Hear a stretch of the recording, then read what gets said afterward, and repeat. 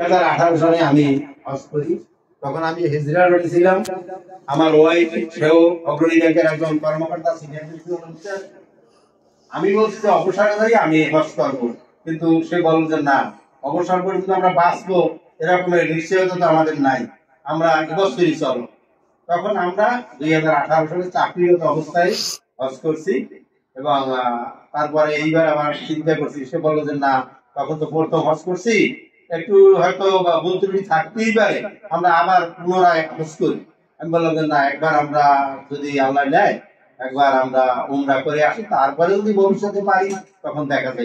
এই কিভাবে আমাদের ওই যে ভাতিজা জাহিদ সব স্বামী প্রফেসর, ও বললো যে আমরা তো আমাদের এখান থেকে আমার ফ্রেন্ড আছে ডিএন কলেজের শিক্ষক কয়েকজন, এবং আমারই এক প্রাইভেট ছাত্র, নাম বলে না, যে আছে, ও তো লোকজন নেয়, যদি যান তাহলে আমরা একত্রে যাই।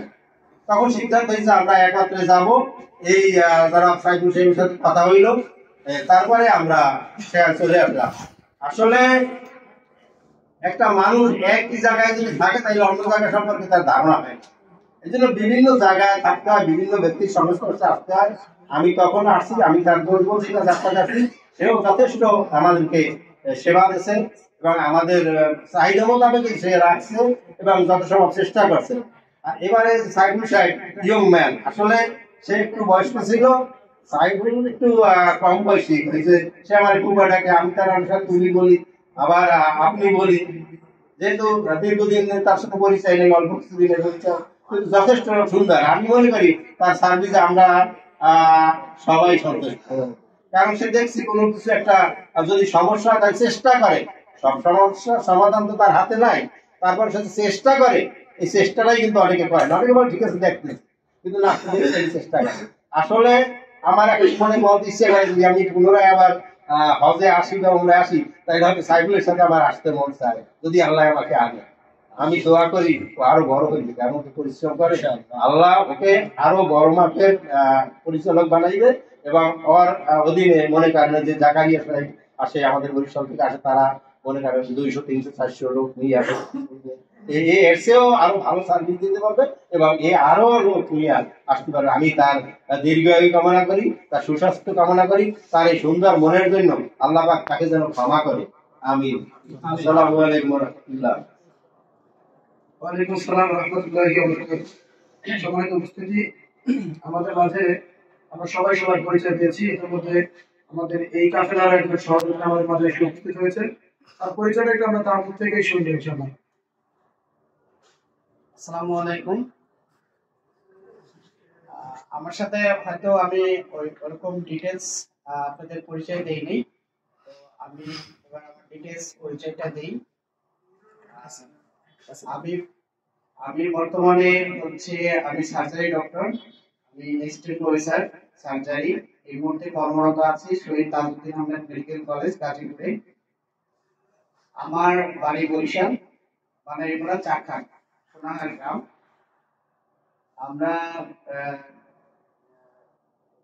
আমি এমবিবিএস, আমি প্রাইমারি স্কুল থেকে পড়ি। আমি প্রাইমারি স্কুল সোনাহার সরকারি প্রাথমিক বিদ্যালয় ও খরচাঘাটা হাই স্কুলে আমি 8 পর্যন্ত পড়েছি। পরে আমরা আমাদের বাড়িতে ডাকাতি হয়, ওই সময় আমরা মানে জাস্ট এক কাপড়ে বলা যায় সেভাবে আমরা বরিশালে চলে আসি।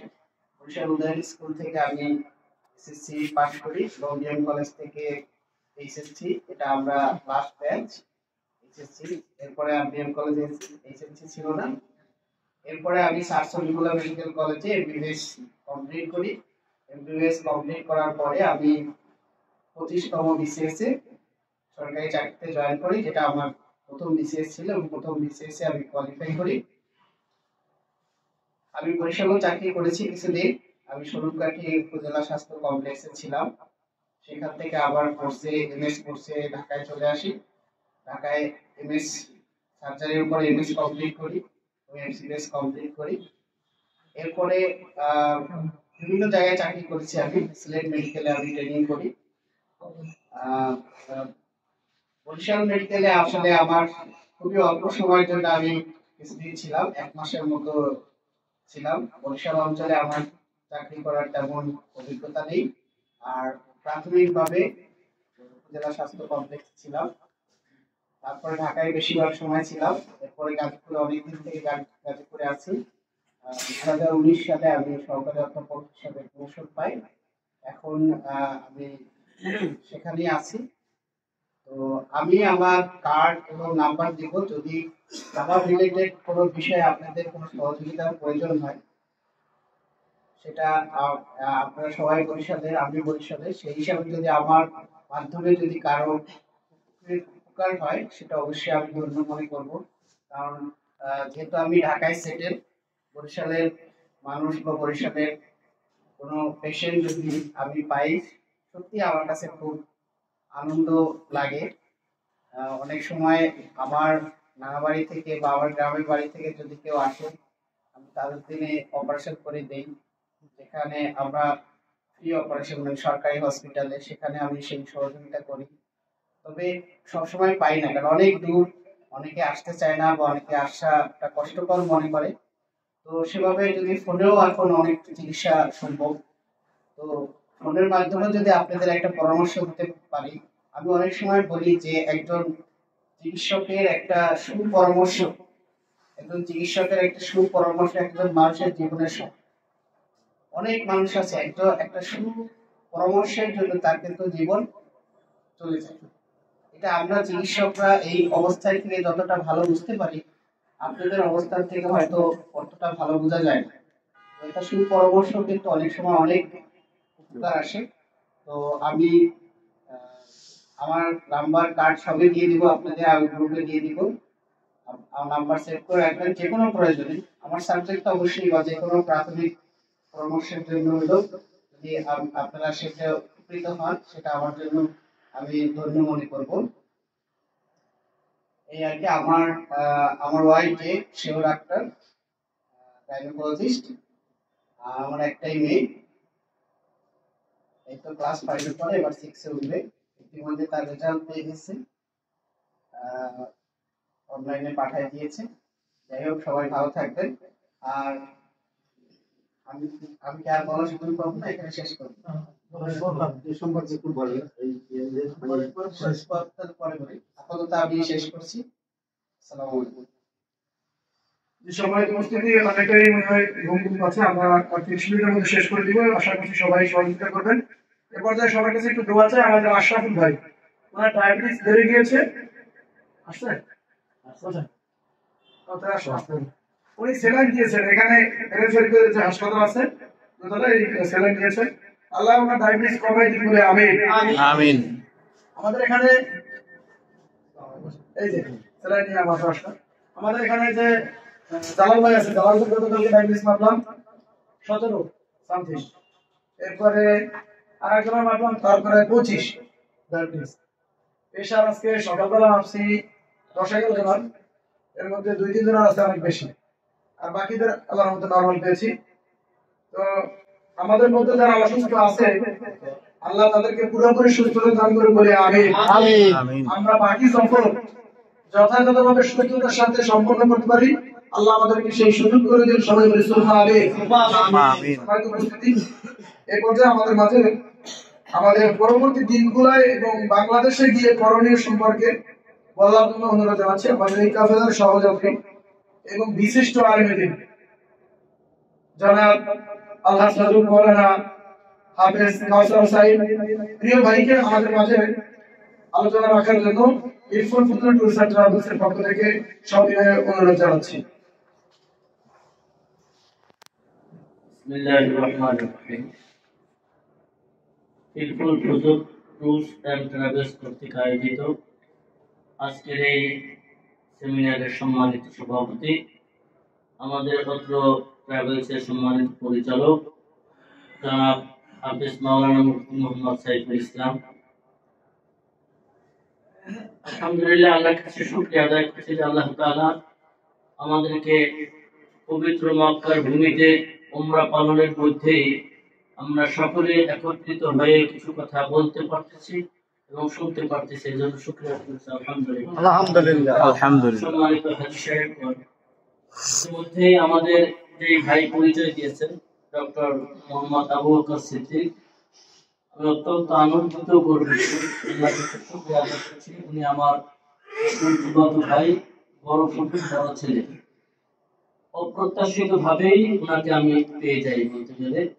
অর্থাৎ আমার সাথে সাইফুল হোসেন দীর্ঘদিনের একটা সুসম্পর্ক আগে থেকেই আছে এবং চলছে। তো আমরা রওনা করার একদিন বা 2 দিন আগে শুনলাম যে আমাদের এই ডাক্তার সাহেব উনিও উমরা হজে আসবেন, 4:30টায় ফ্লাইট। তখন মনে করছে হয়তো মানে ঢাকা বিমানবন্দরে দেখা হবে, কিন্তু পরবর্তীতে জানতে পারি যে আমরা যেই ট্রাভেলস এর মাধ্যমে আসতেছি উনি আমাদের একই ট্রাভেলস এর মাধ্যমে আসছেন। এই যে বেশ কিছুদিন শরীর চাকরি বাকরি সহ নানান ব্যস্ততার কারণে সবসময় দেখা সাক্ষাৎ যোগাযোগ এরকম হয় না, কিন্তু আলহামদুলিল্লাহ এই উমরার পালনের মধ্য দিয়ে আমরা বেশ কিছুদিন ধরে সাক্ষাতের মধ্যে আছি। এজন্য শুকরিয়া আদায় করছি আলহামদুলিল্লাহ। সম্মানিত ভাইরা, আমাদের মাওলানা হামিদ ভাই ইতিমধ্যেই বলেছেন যে আগামীকালকে আমরা মদিনায় যাব। সেখানে উনি 5.5 ঘন্টা বলছে, আমার মনে হয় আরো একটু বেশি, প্রায় 6-7 ঘন্টা সময়ও লেগে যেতে পারে, মানে নামাজ খাওয়া দাওয়া সবকিছু মিলে। তো দীর্ঘ সময় পাবো। আর অনেকেরই একটু ঘুম ঘুম পাচ্ছে, অনেকেই অসুস্থতার কথা বলেছেন। এর কারণ আমরা একটা দেশ থেকে আর একটা ভিন্ন দেশে আসছি, ভিন্ন আবহাওয়া, এই কারণে বয়সের নানান তারতম্য সবকিছু মিলে তারপরে আমরা এখানে আসার পরে, মক্কায় আসার পরে আমরা যেভাবে আল্লাহর মেহেরবানিতে 5 ওয়াক্ত নামাজ জামাতের সাথে একটু আগে আগে গিয়ে আদায় করতে পারতেছি, খাবাই গিয়ে, এরপরে তাহাজ্জুদটা যত আগে গিয়ে পড়ি, বাড়িতে বসে তো সবকিছু এত নিয়মতান্ত্রিক মতো হইতো না। এই কারণে আমাদের কাছে ঘুমেরও ব্যাঘাত ঘটেছে। দুপুরে খাওয়া দাওয়া করার পরে ঘুমানোর সুযোগ থাকে না, রাত্রে ঘুম কম হয় ইবাদত বন্দেগী করার কারণে, তাহাজ্জুদ করার কারণে। যাই হোক, যতটুকু যা কিছু আল্লাহ তাআলা রাখছে শারীরিক সুস্থতা অসুস্থতা মিলে আল্লাহ আমাদের সকলকে পরিপূর্ণ শারীরিক সুস্থতা দান করুন সকলে বলে আমিন। আমিন। সম্মানিত ভাইয়েরা আমার, বোনেরা আমার, আমি বেশি কথা আগামীকালকে বলবো ইনশাআল্লাহ। তারপরেও আমাদের পরিচালক মহোদয় যেহেতু কিছু কথা বলার জন্য বলেছেন, সেই হিসেবে আমি আজকে এবং আগামীকালকে যে বিষয়টা আমাদের করণীয় সেই বিষয়ে আমি কথা বলতে চাই। সেটা হচ্ছে আমরা আজকে 16ই ডিসেম্বর রওনা করে আমরা বাড়ি থেকে আমরা এখানে এসে পৌঁছেছি, মক্কায় আসছি, পবিত্র ভূমিতে আসছি, নবীর দেশে আসছি। আলহামদুলিল্লাহ আলহামদুলিল্লাহ। আজকে আমরা এই কয়েকদিন পর্যন্ত কাবায় নামাজ পড়ছি, আগামীকালকে কাবা ছেড়ে মদিনায় চলে যাব। জানি না, এখন আমি জানতে পারি না যে কালকে উনি কখন আমরা রওনা করব। বিদায়ী তাওয়াফকে রাত্রেই করতে হবে নাকি সকালে করা যাবে সেটা আমি এখনো জানি না। বিদায়ী তাওয়াফের মধ্য দিয়ে আমাদের চোখের পানি দিয়ে যেন আমরা কাবা ত্যাগ করতে পারি, এবং আমরা দোয়া করব আল্লাহর কাছে, আল্লাহ যেন শুধু এই বিদায়ী তাওয়াফের মাধ্যমে আমরা আমাদের বিদায় না হয়, আমরা যেন বারবার এই কাবায় তাওয়াফ করার জন্য আসতে পারি। আল্লাহ পাক রব্বুল আলামিন আমাদের সকলকে তৌফিক দান করুন। আমিন আমিন। আপনারা লক্ষ্য করবেন, দেখবেন আগামীকালকে যাওয়ার সময় সকলেরই চোখ থেকে পানি ফেলতে হবে, কারণ এই কাবা মহান আল্লাহ তাআলার কাবা। এই কাবা ছেড়ে পৃথিবীর কোনো মানুষের যেতে মনে চাইবে না, বারবার আসতে মনে চাইবে। এই কাবা এমন এক কাবা, একজন ইসলামিক চিন্তাবিদ বলেছেন যে এই কাবায় যে কোনো উপায় হোক সমস্ত নবী রাসূল কোনো না কোনো ভাবে একবার এসেছেন। এটা হচ্ছে দোয়ার সবচেয়ে বড় সেন্টার। যেমন বিদ্যুৎ সেন্টার আছে না, বিদ্যুৎ কেন্দ্র, যেমন বিদ্যুৎ সাপ্লাই দেয়, এই কাবা হচ্ছে পৃথিবীর মধ্যে সবচেয়ে পূর্ণময় জায়গা, পূর্ণভূমি এবং দোয়ার সেন্টার। এখানে কোনো মানুষ দোয়া করলে কবুল হয় না এমন কোন ধারণা করাও গুনাহ, বলেন সুবহানাল্লাহ। সুবহানাল্লাহ। যে যেভাবে দোয়া করছেন, যেই ভাষায় দোয়া করেছেন, যেই মনের আবেগে দোয়া করছেন, এটা বিশ্বাস রাখবেন আমাদের সকল দোয়া আল্লাহ পাক রব্বুল আলামিন দুনিয়া আখিরাতে উভয় জাহানে অবশ্যই কবুল করবেন। আমিন। যে সময়টুকু বাকি আমরা আছি, আমরা যেন ধ্যান খেয়াল দোয়ার মাধ্যমে চলতে পারি। এই যে আমরা তালবিয়া পাঠ করি, লাব্বাইক আল্লাহুম্মা লাব্বাইক, এটা পড়বো, জিকির আজকার করবো। আমাদের নামাজগুলো একটু আগে ভাগে গিয়ে সুন্দরভাবে জামাতের সাথে যেন পড়তে পারি, এবং আমরা তেলাওয়াতের মাধ্যমে, ইবাদতের মাধ্যমে সময়টা কাটাইতে পারি। এবং এমন ভাবে আপনারা তাওয়াফ করবেন, বিদায়ী তাওয়াফ করবেন, এমনিতে তাওয়াফ করবেন, আল্লাহর কাছে দোয়া করবেন আল্লাহ পাক রব্বুল আলামিন আমাদের সকলকে যেন এই কাবায় নিয়মিত বারবার প্রতি বছর যেন বেশি বেশি করে আসার তৌফিক দেন এবং জিয়ারত করতে পারে আল্লাহ তৌফিক দেন, সকলে বলি আমিন। আমিন। সম্মানিত হাজী সাহেবগণ, আমি সর্বশেষ যে কথাটুকু বলতে চাই, আমি ইতিপূর্বে একবার হজ করেছি, আরো একবার উমরা করেছি, এই তৃতীয়বার এখন উমরা আমরা করতেছি আলহামদুলিল্লাহ। এবং অন্যান্য এজেন্সির সাথে আমাদের খুব বেশি যোগাযোগ আছে।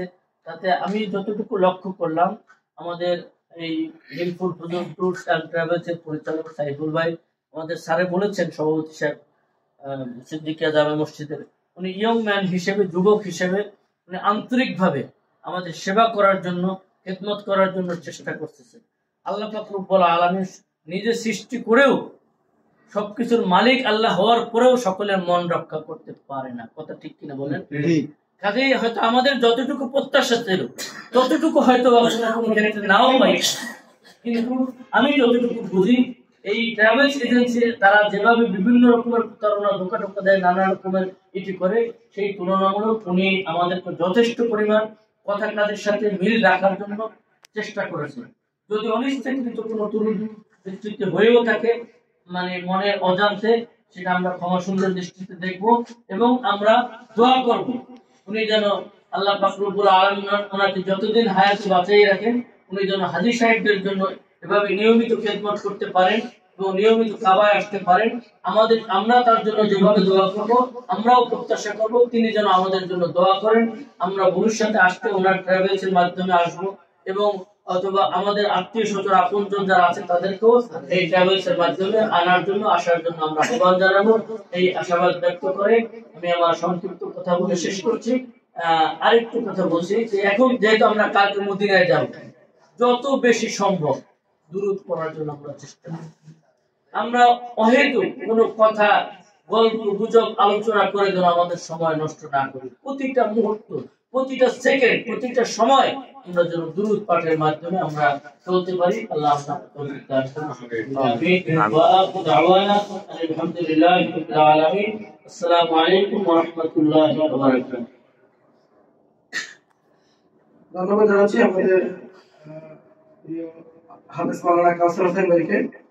সম্মানিত উপস্থিতি, আমি শেষে কয়েকটি কথা বলবো, এখানে আমরা আলোচনা শেষ করে দিব। তার পূর্বে আমরা একটু আমাদের সার্ভিস সম্পর্কে মতামত নিতে চাচ্ছি। আমাদের এই কাফেলার সহযাত্রী ইতিমধ্যে আপনারা পরিচয় পেয়েছেন, যারা ডাক্তার আবু বকর সিদ্দিক স্যারের কাছ থেকে আমরা একটু কথা শুনবো সংক্ষিপ্ত আকারে। এরপরেই আমি আমার কথা বলে আমাদের দোয়ার মাধ্যমে আজকে আলোচনা শেষ করবো ইনশাআল্লাহ। আসসালামু আলাইকুম। আসলে আপনারা অনেকেই হয়তো লক্ষ্য করেছেন যে এখানে যারা থেরাপিয়ান তারা কিন্তু ইংলিশ ভালো বুঝেন, ইংলিশ বুঝি, এটা আছে যে সামান্যতম বলতে পারেন, বাংলা তো নাই।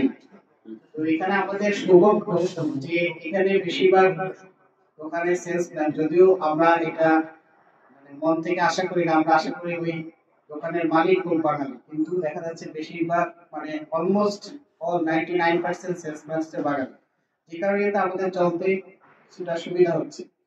মনে হচ্ছে যে আমরা যখন হেঁটে যাই, আমি দেখি পাশে বাঙালি, এক পাশে অন্য দেশ। মনে হয় যে চারজনের ভিতরে একজনই বাংলাদেশ। আমার পরিচিত এই মুহূর্তে অনেকেই কিন্তু আমরা এই মক্কায় এখন অবস্থান করছে এবং কারোর সাথে আমার দেখা হয়ে গেছে। তো একটা এজেন্সির মাধ্যমে সবার ক্ষেত্রে তো সম্ভব না, আমরা অনেকে বয়োবৃদ্ধ আছি। একটা সময় মনে করতাম যে বয়স্ক যারা তারাই বোধহয় খরচ করবে, এখন কিন্তু সেই ট্রেন্ড চেঞ্জ হয়ে গেছে। তো আমাদের চলার জন্য কিন্তু একটা এজেন্সি দরকার, বা একটা এজেন্সির মাধ্যমে আসলে আমাদের সুবিধা। আমরা যেসব জায়গায় আমরা ঘুরেছি, যেসব জায়গায় আমরা গিয়েছি, এখানে কিন্তু পার্সোনালি যাওয়া অনেক সময় কঠিন, আমরা বুঝতাম না বা বোঝাটাও কঠিন ছিল। তো সেই হিসাবে আবার এখানে দেখেন যে সব ধরনের হোটেলই আছে, 5 স্টার হোটেল আছে, 3 স্টার হোটেল আছে। আমরা হয়তো একটু কষ্ট করে প্রথম হয়তো ওঠার পরে হয়তো কারো হয়তো মনে হয়েছে যে হোটেলটা একটু কনজেস্টেড, বা যখন দেখলাম যে না আমরা সবাই একসাথে আছি, একই সাথে আছি, তখন কিন্তু আমাদের আর ওই কষ্টটা নাই, বরঞ্চ আমরা অনেক আনন্দে এবং এই আমরা যে 6 দিন, তাই না, এই 6 দিন আমরা কিন্তু অনেক আনন্দে কাটিয়েছি।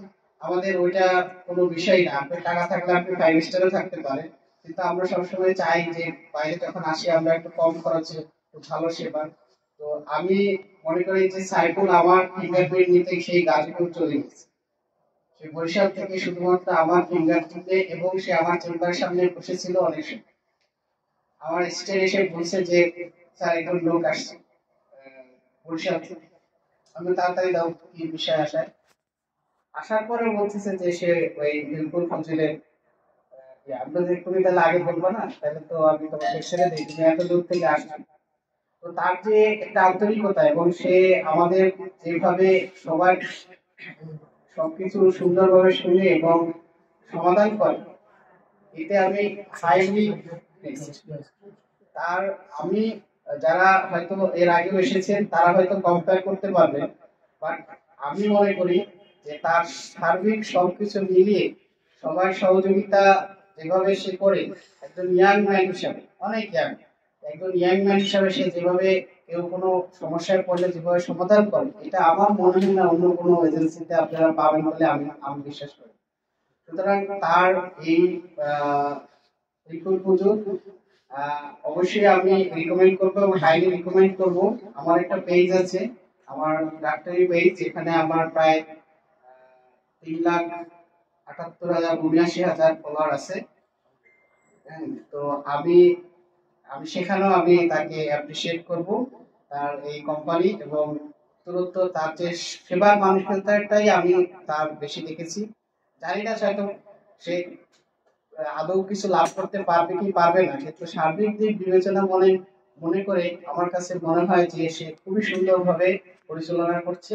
আমি তার উত্তরোত্তর সাফল্য কামনা করছি এবং তাকে অবশ্যই আমি হাইলি রিকমেন্ড করছি। সবাই ভালো থাকবেন। আসসালামু আলাইকুম। ওয়ালাইকুম আসসালাম রাহমাতুল্লাহ। ধন্যবাদ জানাচ্ছি সৈয়দ স্যারকে। স্যার হয়তো একটু বারে বলছে সম্মানিত উপস্থিতি।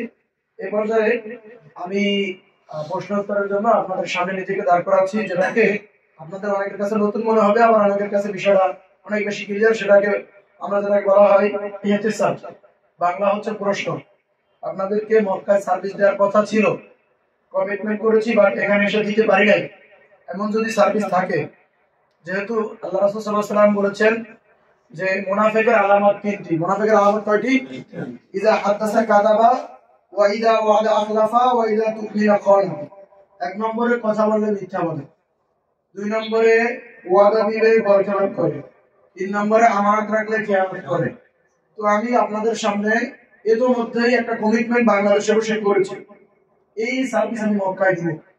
মক্কা থেকে আগামীকালকে আল্লাহ চাহে তো চলে যাচ্ছে। তো সেক্ষেত্রে মক্কার কমিটমেন্ট যদি মক্কায় সম্পূর্ণ করতে না পারি, আপনারা হয়তো বা কোনো কারণে আমাকে বললেন না, কিন্তু আমি আল্লাহর দরবারে গ্রেফতার হয়ে যাব। এই গ্রেফতার আমি হতে চাই না। এই জন্য আমি এখন সম্পূর্ণ আপনাদের সবার সামনে, এই কাফেলা যারা আসছে সবার সামনে নিজেকে প্রশ্ন উত্তর দেওয়ার জন্য নিজেকে দাঁড় করাচ্ছি। আপনাদের আমার যতগুলো ত্রুটি আপনারা পেয়েছেন, আপনারা এখন আমাকে বলবেন, ইনশাআল্লাহ আমি মদিনায় চেষ্টা করব এই ত্রুটিগুলো না হয়। এক এক করে বলতে পারেন, সামষ্টিকভাবে বলতে পারেন, দৃষ্টি আকর্ষণের দিক থেকে বলতে পারেন, যেভাবে হোক। আমি আপনাকে প্রশ্ন উত্তরের জন্য দাঁড় করাচ্ছি আপনাদের সামনে।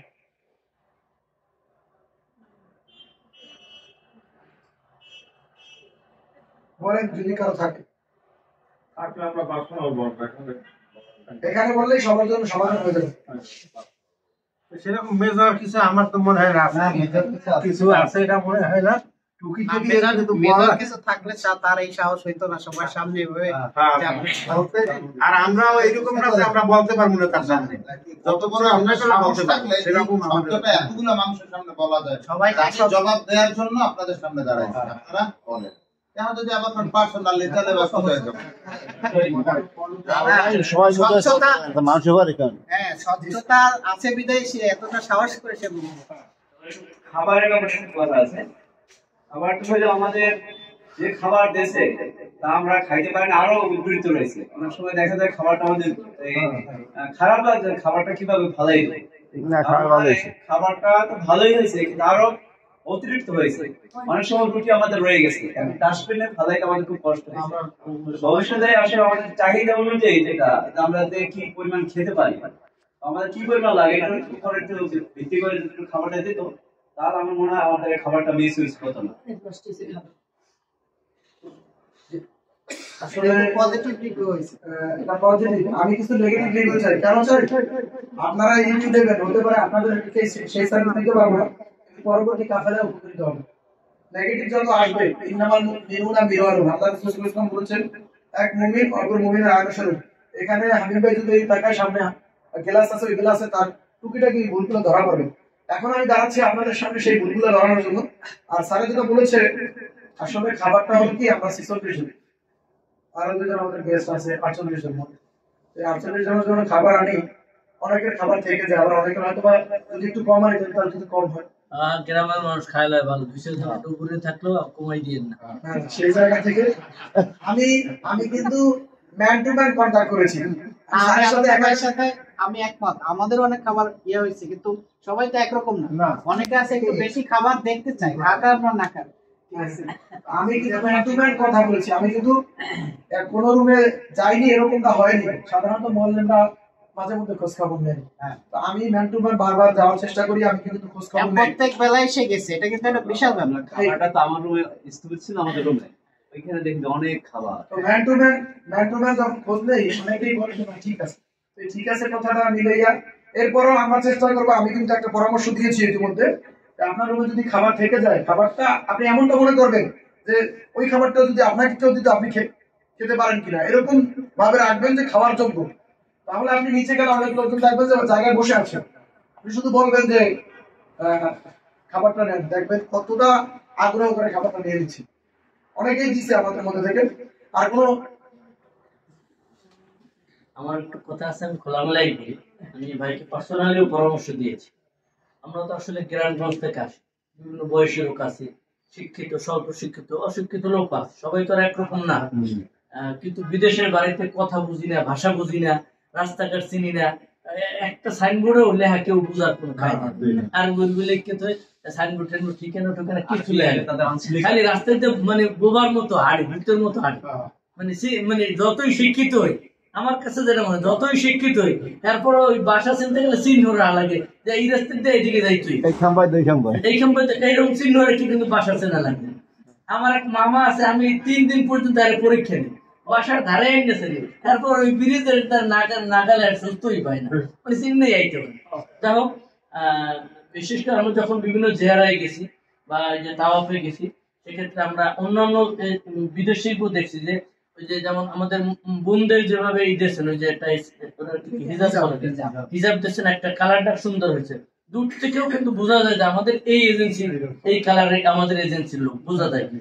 তো ঠিক ওরকম মানে পুরুষদেরও ওই কালারের পাশাপাশি পুরুষদের একটা যে কোনো একটা ফিতার মতো বা একটা মানে সিস্টেম করা থাকে। আমরা 46 জন লোক আছি, এই 46 জন ভাই এবং বোনেরা আজ হিসাবে যদি একটা ওরকম চিহ্ন যদি দেওয়া থাকতে, আমরা তাওয়াফে গেলে সহজে হারাই পারি। 2 জন 2 কিলো ধরতে পারি, 3-4 জন তো ধরতে পারি না। একটা ভুললে খেলে হযরত আসওয়াদ ওই জায়গায় গেলে মানে মানে আমার বাড়ি দুয়ারে যেরকম আউলেই যায়, সেরকম আউলেই যায়, আর ঠিক রাখা কঠিন। আর দরজা তো কাবার শুরু, কোন দরজাতে ঢোকছেন এই দরজাতে একদিন বাইরেই দেখতেন দিয়ে এই বাইরে দিতে পারেন না, কোনখান থেকে আমাদের দেখেন বাইরেই যাও না। এই জন্য এই চিহ্নগুলো থাকলে আমাদের হাজী সাহেবদের ভালো। জি, ধন্যবাদ জানাচ্ছি। আমার একটা ছোট কমপ্লেন ছিল। কমপ্লেনটা হলো যে আমাদের যে কোমরের বেল্টটা দিচ্ছেন, আমরা কালকে তওয়াফ করার সময় পিছন থেকে অনেকে টানাটানি করে যে আমার সব পড়ে গেছে, অনেকে ছিঁড়ে গেছে সেই, এবং ওই যারা ডলার যে এটা দিচ্ছেন, এটার সেইটা আমি বলি যে একটু পার্সোনালি যদি আপনি এটা আলাদাভাবে পাইকারি নাকি নিজেরা অর্ডার করে বানিয়ে দিতেন, তাহলে অনেক উপকৃত হইতো। আমারটাও শেষ, আপনাদের আরেকটা সেটা আমি লাগাই দিছি। কমিটি এই বুকটা পিছন থেকে টানলে বের হয়ে যাবে। এটার কোয়ালিটি যদি একটা মানে মোটরটা বুতাম সিস্টেম থাকতো, তাহলে হয়তো এরকম অ্যাক্সিডেন্ট এরও হইতো না, আমারও হইতো না। তাই ধন্যবাদ, এইভাবে সকাল করে। ধন্যবাদ জানাচ্ছি। আসলে দুইটাই যৌক্তিক এবং এটা আমার করা দরকার ছিল। তো আমার যেটা দায়বদ্ধতার জায়গা সেটা হচ্ছে যে প্রতিষ্ঠান, আমি যে নিজেই মালিক, নিজেই পরিচালক, আবার নিজেই সবকিছু করি। আমার 4 জন এমপ্লয়ি আছে এবং 14 জন আমার এজেন্ট আছে। তো দুঃখিত। এরপর 4 জন আছে হজের পরিচালক। হজের ক্ষেত্রে আমরা যেটা করি, প্রতিজনকে একটা করে লাগেজ দিই। হজের যারা হাজির তাদেরকে একই লাগেজ দিই, যেটা আপনারা দেখছেন তাইওয়ান, এরপরে ইন্দোনেশিয়া, তুরস্ক, এইসব জায়গা থেকে যারা আসছে, যে একই লাগেজ না, আমরা হজে একই লাগেজ দিই, একই ব্যাগ দিই। কিন্তু ওমরায় হয়েছে কি, আমাদের সাথে যখন এক একজনের কথা বলতে আসে বলে অমুক এজেন্সি 1,30,000 নেয়, আপনি কেন 1,40,000 নেবেন? কস্ট মিনিমাইজ প্রফিট ম্যাক্সিমাম, এরকম একটা কথা আছে ইকোনমিক্সের ভাষায়। সেটা হচ্ছে কম টাকায় সর্বোচ্চ সেবা। আমি দায়িত্ব নিয়ে বলতে পারি কার কাছ থেকে কয় টাকা নিচ্ছি সে এবং আমি 12 জন, সবাই জানবেন না আমাদের। তো সেই জায়গা থেকে এটা একটা মাথায় চাপ ছিল। এবং কমন যেমন হিজাবটা আমি একত্রে বানাই নিয়েছি, 1 বছরে যা লাগবে 1000-এর মতো আমি বানাই নিয়েছি। কিন্তু পুরুষদের জন্য ব্যাগ বানাইছি, বেল্ট বানাইছি, বাকিগুলো বানানো হয় নাই। এটা আমি আগেই নোট করেছিলাম, এবার অলরেডি করতেও দিছিলাম কোটি সিস্টেম, কিন্তু হাতে পাইনি। পরবর্তী সময় ইনশাআল্লাহ অবশ্যই থাকবে। এবং বেল্টের ব্যাপারটা আমি এবার যেটা দেখছি যে এবারে সবাই মোটামুটি হাজার সাথে একা একা যাওয়ার চেষ্টা করে, অনেকে পারছে অনেকে পারে নাই। আগের বার আমরা যেটা করতাম সম্মিলিত ভাবে যেতাম, যেটা গতকালকে আমরা গিয়েছি।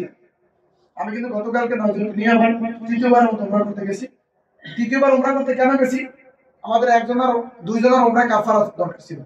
এক মা, উনি ইহরাম বেঁধে আসছেন নফল উমরার কর্নেল মানাজির থেকে।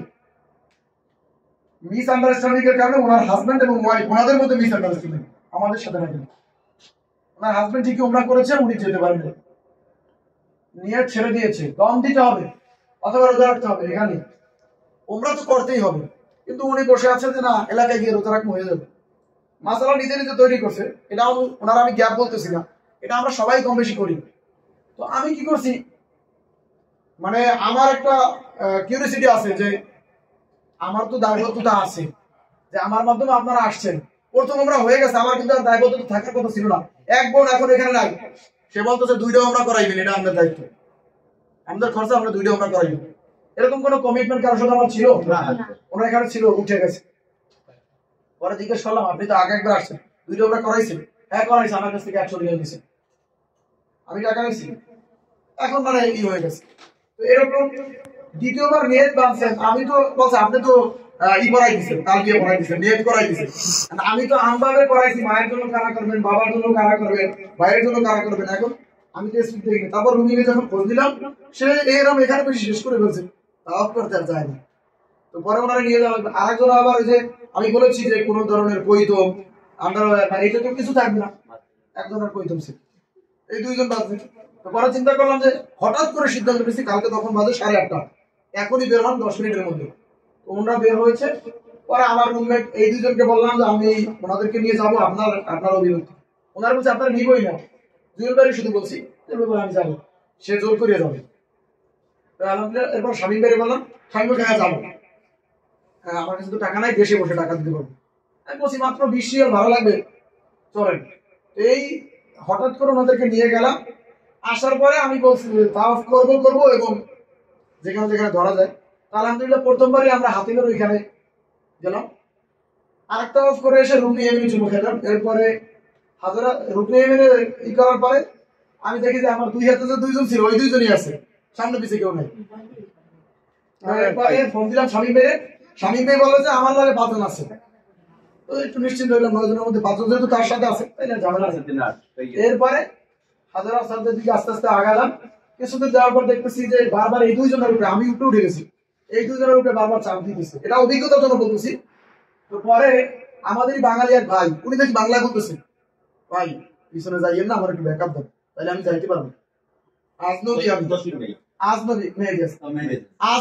আজনবী মানে হলো আমাদেরই বাংলাদেশের সন্তান, এখানে চাকরি করে বা কাজ করে, প্রবাসী। বলছে যে অনেকবার আসছি ভাই, ওই পর্যন্ত যাইতে না, একটু হেল্প করেন, ব্যাকআপ দেন, পিছু চলে যাই না। তো পরে একটু সাহস আসলো যে সামনেও আমাদের লোক, পিছনে তো আমরা আছি।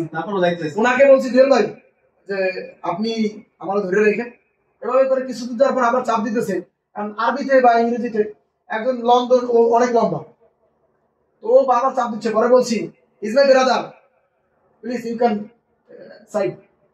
এরপরে আরবি যারা, ওদেরকে বললাম যে ইন্তজার, ওয়েট করো, সবাই পারবে। এই বলে বলে আস্তে আস্তে করে হঠাৎ করে আমরা আল্লাহর রহমতে ওই সময় যারা ছিলাম মোটামুটি সবাই সুন্দরভাবে পারছে। তা আবার একটা করে যখন মাছ বরাবর গেছি, এই সে বলতেছে আমার পাসপোর্ট কই, আমার বেল্ট কই। এই আবার উল্টা দিলে আসতে 3বার তাওয়াফ করতে পারতাম, এতক্ষণ সময় লাগবে। পুলিশে বললাম, পুলিশ বললো এখানে অপেক্ষা করো। আমি তাও আরেকটা করে আবার হাজার চলে গেছি। তাই ওইখানে পুলিশে বললাম, আমি দেখছি যে ওনার ব্যাগটা ফাইন্ড আউট করা হচ্ছে।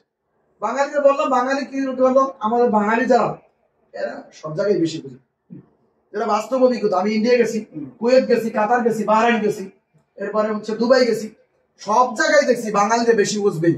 মানে এরা বুঝুক আর না বুঝুক অনেক কিছু বুঝে, এরকম একটা বিষয়। ও কালকে বেলটা দিলে দিতে পারতো, ও না দিয়া কি করলো, দিল ওই যে ওইখানে যে ইন্সপেক্টর যারা তারা পাঞ্জাবি পরা থাকে, সাদা পাঞ্জাবি যারা ওরা ইন্সপেক্টর লেভেল, ওনার কাছে দিল, উনি গিয়ে আবার রাখলো। তখন আমি বারবার বলছি দিস ম্যান দিস পাসপোর্ট, বলছে আমানা ইয়াহাজি আমানা বাই বাবু সালাম।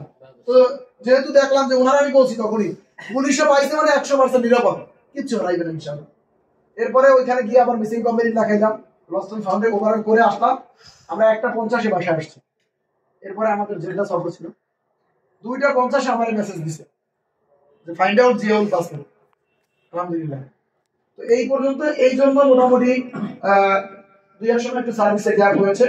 যতটুকু গ্যাপ হয়েছে আলহামদুলিল্লাহ, আস্তে আস্তে যখন এই গ্যাপটার পরিমাণটা কমবে, আপনারা যে পরামর্শগুলো দিয়েছেন এজেন্সির পক্ষ থেকে, আমি দায়িত্ব নিয়ে বলতেছি ইনশাল্লাহ ইনশাল্লাহ আমরা সবগুলো কাজই করবো। এটা হলো জাস্ট শিখছি কোথায়, ঠেকছি যেটা।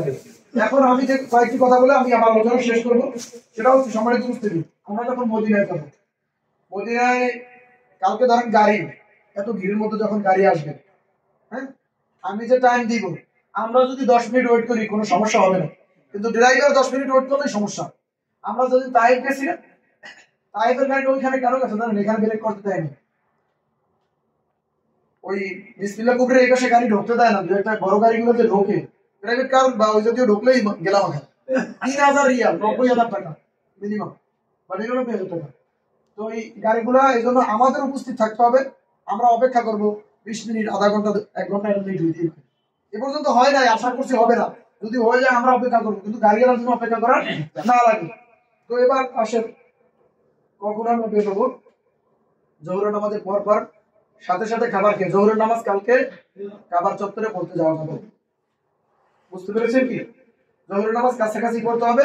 এরপরে হোটেলে খাবার খেয়ে আমরা যার যার মালামাল নিয়ে নামবো। আপনি গাড়িতে ওঠার পর যদি বলেন গামছা ফেলাই রেখে আসছেন, নেওয়ার সুযোগ নেই। মোবাইল রেখে আসছেন, জুতা রেখে আসছেন, কিছু নেওয়ার সুযোগ নাই। কি বলছি বুঝতে পারছেন কি? সশরীর থেকে সবাই সুন্দরভাবে দেখে নিজ নিজ মালামাল নিজ নিজ দায়িত্বে নিয়ে বের হবে, এটা হলো 1 নম্বর বিষয়। আর কালকে আমরা বের হবো জোহরের নামাজের পর পর, কথা কি বুঝা গেল? এবার আসি তাওয়াফ করবো কখন। তাওয়াফের এখন সংস্কার করতেছে, মানে কাবা ঘরের তাওয়াফ চলতেছে, তাওয়াফ চলমান থাকবে। তো আমাদের যাদের শারীরিক সক্ষমতা আছে, আমরা জোহরের নামাজের পরে খাবার খেয়ে তাওয়াফ করতে যাব, অথবা সন্ধ্যার পরে যাব, অথবা কালকে ভোর রাত্রে যান। অন্তত পক্ষে যে যতবার উমরা করেছেন, যতবার তাওয়াফ করেছেন, আরেকবার তাওয়াফ করবেন। এবং সেই তাওয়াফটা করার সময় 7 বারই মনের মধ্যে এমন ভাব রাখবেন যেটা জীবনের শেষ তাওয়াফ, এই তাওয়াফ করার পরে আল্লাহর সাথে সাক্ষাৎ হবে, এরকম একটা ভাব রাখবেন। রেখে তাওয়াফটা করবেন এবং বলবেন, যাদের উপরে ফরজ হচ্ছে তারা বলবেন, আল্লাহ ফরজ হজের এহরাম পরার আগে যেন আজরাইল না আসে। এটা পারা যায় না? ফরজ হজের এহরাম পরার আগে যেন আজরাইল আমার কাছে না আসে, এই কাকুতিটা আল্লাহর কাছে করেন। ওইখানে শব্দ কবুল। এরপর আপনার যে বাসনা রয়েছে, যে চাহিদা রয়েছে, সব আল্লাহর কাছে বলে আসেন। মদিনায় গেলে আল্লাহ রাসূলের রওজা সালাম দিতে যাব, তখন পুলিশে বলবে কাবার দিকে যাও, কাবার দিকে যাও, কাবার মালিকের কাছে যাও, রাসূল কিছু দিতে পারবেন না। মদিনায় গেলে অনেক দূরত্ব হয়ে যাবে না, 350 কিলোমিটার। সুতরাং এই কাছে থাকতে একটু আর একটু বলে যাওয়া যায় না? একাগ্রতা নিয়ে আমল করি। কেনাকাটা অনেকেই অনেক কিছু করছেন, কে কি করছেন অনেকটাই আমার কাছে জানা আছে। কেনাকাটা পরেও করতে পারবেন, বিশ্বাস করেন। এই কাবা করার পাবেন না কালকে। কালকে এমন সময় থাকবে শুধু পেরেশানি যে কিছুক্ষণ পরে আজানের পরে গাড়ি ধরবো, মালামাল গুছানো। বিশ্বাস করেন, আজকে একাগ্রতা নিয়ে আল্লাহর দরবারে তাওয়াফ করেন, আপনার বাসনাগুলো বলেন, কবুল করবেন কে? আল্লাহ। আমাদের সঠিক বুঝ দান করি বলে আমিন। এবং আজকে যারা তাওয়াফ করতে যাবে, পাসপোর্ট সবাই ধরে রেখে দেবেন। আপনারা সবাই চেনছেন না এখন? পাসপোর্ট এবং টাকা কেউ সাথে নেবেন না। কি বললাম? পাসপোর্ট এবং টাকা আপনার লাগেজের মধ্যে লক করে রাখবেন। মূল লাগেজ ব্যাগে না, এখানে সেখানে ফালে রাখবে না, তাহলে ওটা পাবেন না। লাগেজের মধ্যে লক করে রাখবেন স্বসাবেক্ষী পাসপোর্ট, পাসপোর্ট, টাকা এগুলো নিয়ে আজকে আর তাওয়াফ করতে কেউ যাবেন না। বুঝা গেল কি? সেই জায়গা লাগবে না। না, কার্ড নিয়ে যাবেন, হোটেলের কার্ড এবং আমাদের কার্ড, ওই ব্যাগটা নিয়ে যান সাথে। ব্যাগে আমাদের নাম্বার আছে তো, ব্যাগটা পাইলে আপনারা ফাইন্ড আউট করা যাবে। আর আজকে মহিলারা কেউ অন্য কোনো হিজাব পরে যাবেন না। আপনি আজকে হারাই গেলেন, কালকে আপনার জন্য গাড়ি অপেক্ষা করবে না, আপনার নিজ দায়িত্বে মদিনা আসতে হবে। বোঝা গেল কি? আপনার মালামাল হারাই গেলে, যেমন ওনাদের পাসপোর্ট যদি না পাওয়া যেত, আমি 3-4 মিনিট আলোচনা শেষ করে দিচ্ছি, তাইলে ওনাদেরকে নিয়ে আজকে অ্যাম্বাসিতে, আজকে আর এই আলোচনা আমি করতে পারতাম না। আমার অ্যাপয়েন্টমেন্ট নেওয়া ছিল, আমি কিন্তু শামীমের জন্য অ্যাপয়েন্টমেন্ট নিয়েছি অ্যাম্বাসি থেকে, যে আজকে আমি 11টা অ্যাম্বাসিতে থাকবো জেদ্দা। এরপরে ওইখান থেকে একটা জাওয়াজাতের কাগজ পারমিট নেওয়া লাগবে, জাওয়াজাতে যাইতাম মক্কা, এরপরে সেটা দিয়ে এক্সিট, ঝামেলা এবং অর্থ ব্যয়, এবং শামীমের সাথে নেওয়া লাগবে, তার ছবি লাগবে, তার শিক্ষা লাগবে, দিতে অনেক কিছু, এইগুলো করা যাবে না। এজন্য আজকে পাসপোর্ট সবাই হোটেলে রাখবেন, কথা কি বোঝা গেল? এবং কালকে যেটা করবো, কালকে আমাদের কোন ধরনের যেন জ্ঞান না হয়, আল্লাহ আমাদেরকে বোঝার তৌফিক দান করুন। সামনে আলোচনার যথেষ্ট সময় আছে, আমরা একটু সংক্ষিপ্ত দোয়া করে শেষ করবো। সম্মানিত উপস্থিতি, সব শেষ। আমি যেটা বলতে চাই সেটা হচ্ছে যে আমি তো মানুষ, আমি ভুলের উঠতে পারি, ভুল অনেক করে ফেলছি, আমার কথায় আচরণ যদি কেউ কষ্ট পেয়ে থাকেন, আল্লাহ সন্তানের মতো মনে করে, ছোট ভাইয়ের মতো মনে করে আমাকে ক্ষমা করে দিবেন। এবং আমি আপনাদের কাছে দোয়া চাই। আসলে কথা এটা সত্যি যে এক একটা গ্রুপ থেকে অনেক এজেন্সি মোটামুটি ভালো একটা ব্যবসা করতে পারে, কিন্তু আমি দায়িত্ব নিয়ে বলতে পারি, আমি আপনাদের সামনে কথা বলতেছি, পিছনে না। কার কাছ থেকে কয় টাকা নিচ্ছি আপনি ভালো জানেন, এবং এখানে আসার পর আপনাদের অভিজ্ঞতা হয়েছে। এই স্যারে অনেক দেশে চলাফেরা করেছে, এরপরে সুবাই হচ্ছে আগে হজ করেছে, এই ভাই করেছে, আমিন ভাই করেছে, উনি করেছে, আপনারা এই জিওল ভাই অনেক দেশে গেছে, অনেকে অনেক জায়গায় গিয়েছে। হ্যাঁ, সেই জায়গা থেকে স্যারে একটা কলেজ পরিচালনা করে, সাহেব স্যারে ওভারঅল মিলাইয়া আপনারা অনেকেই অনেক দায়িত্ববান, এটা বুঝেন। আমি প্রফিটকে এখনো প্রাধান্য দিচ্ছি না, এবং আল্লাহকে সাক্ষী রেখে বলি, আমি যে স্যালারিতে চাকরি পেয়েছিলাম, চাকরি ছেড়ে দিয়েছি, সেখান থেকে 1 লক্ষ টাকা স্যালারি ছিল আমার, সেখান থেকে কিন্তু আমি এই পেশায় আসছি সেবার মন মানসিকতা নিয়ে।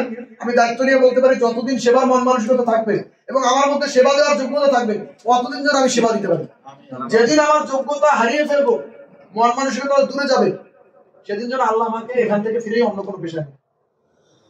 আমি এই দোয়া চাই, এবং সবাই আমার জন্য একটু দোয়া করবেন, আমার পরিবারের জন্য দোয়া করবেন। আল্লাহ যেন আমাদেরকে দ্বীনের উপরে ইস্তেকামত থাকার তৌফিক দান করে। আমিন। আমরা একটু সূরা ফাতিহা তেলাওয়াত করি।